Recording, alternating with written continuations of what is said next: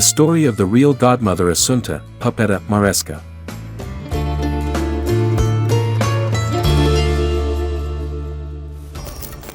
How did a beauty queen become a mob boss? How did Italy's first female mafia boss take over her family's leadership? How did she earn the nickname Pupetta? How did she make ruthless decisions? How did she defy the criminal world? Today we take a closer look at the story of Assunta Maresca, nicknamed Pupetta, the real godmother.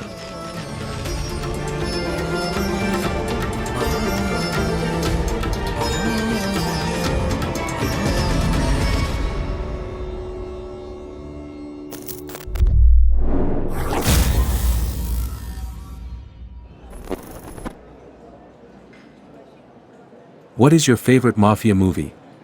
The Godfather. Once Upon a Time in America, Goodfellas, Scarface. Or think of other mafia movies. Even though their stories are different, they all have one thing in common. That is, the protagonist, the mafia father character, is a man. When we think of the mafia, most of us think of tall, scary, bald men. Racketeering, harsh words, scary looks are always visualized with male characters.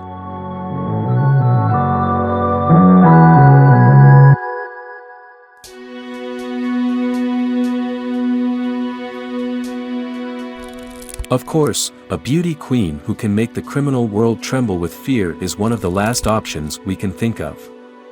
However, one of the most memorable bosses in history is a woman. In fact, she was once crowned the Queen of Beauty. Behind her beautiful face lies a dark, ruthless and criminal past.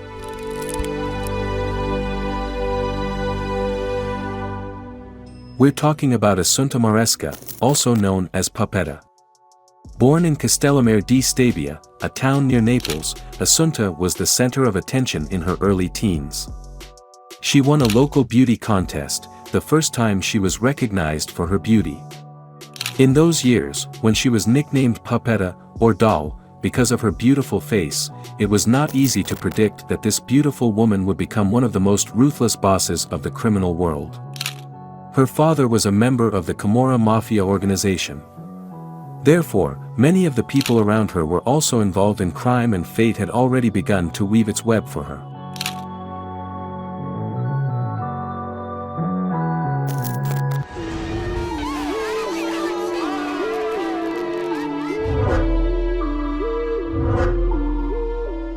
The first step in her march from beauty queen to mafia boss was her marriage to Pasquale Simonetti, a mafia boss, in 1955.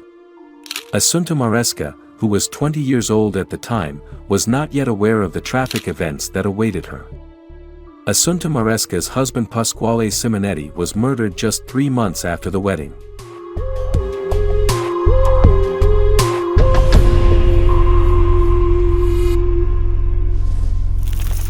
Moreover, the person responsible for her husband's death was Antonio Esposito, who had also witnessed their wedding. The local beauty queen of Naples was now a widow, 6 months pregnant, and her desire for revenge grew stronger by the second. Assunta Maresca, nicknamed Pupetta, now had only one goal: to find Antonio Esposito, the man who left her widowed and her child fatherless, and to make him pay for what he had done to her. And it didn't take her long to achieve this goal. In pursuit of her husband's killer, Maresca found her enemy on the busiest street in Naples. He did not even blink as he avenged his enemy in broad daylight on the busiest street in the city. She shot Antonio Esposito dead. The beauty queen was now a bloody killer. And she didn't seem remorseful.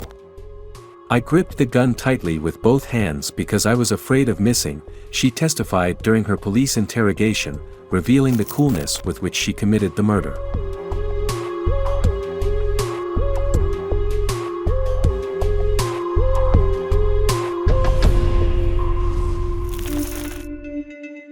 Pupetta's beauty and composure caused not only the Italian press but the world press to follow the case. He was now a murderer whose story was known all over the world. It took 4 years for the trial to begin. Pupetta stood before the court and did not back down, saying, with this heartache, would do the same thing again today. He argued that his murder was in self-defense, claiming that those who killed his wife would attack him. As the trial continued, news of another assassination shocked the public. Maresca and his wife's other wedding witness had also been assassinated.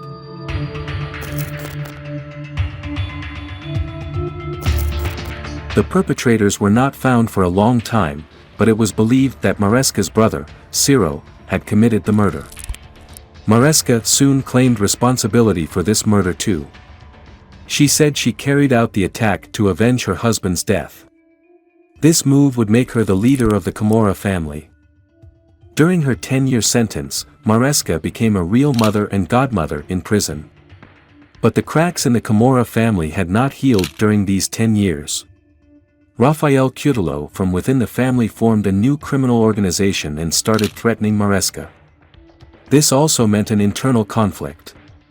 Maresca's message to Cutolo at a press conference was clear and unambiguous. "If you touch my family, I will kill every single one of your murderers, your henchmen, your women and your children in their cradles."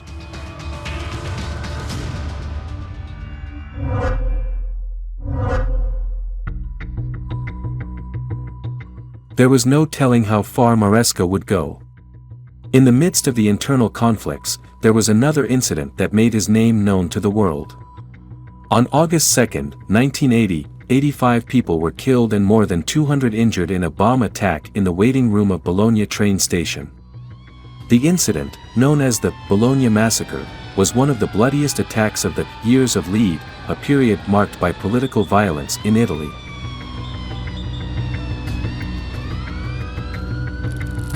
Scoppio di bombole, scoppio della caldaia della centrale termica che è sotto la seconda classe della ferrovia.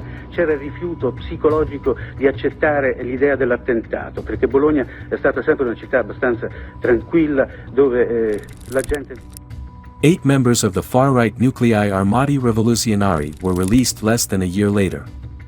A year later, Maresca was arrested and sentenced to 4 years in prison for ordering the murder of Aldo Semerari, a medical examiner thought to be involved in the incident and in contact with neo-Nazi groups. In 1982, Semerari's headless body was found in a stolen car.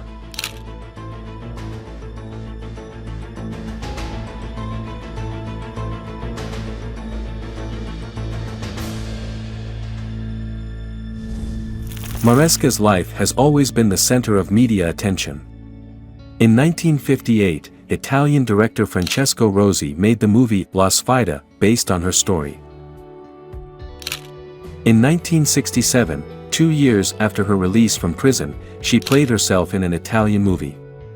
In 2013, Pupetta's life was made into a TV series.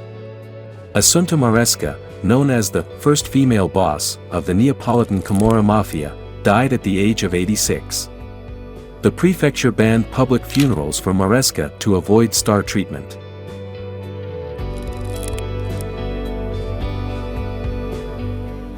What do you think about Pupetta? We look forward to your comments. See you in the next video.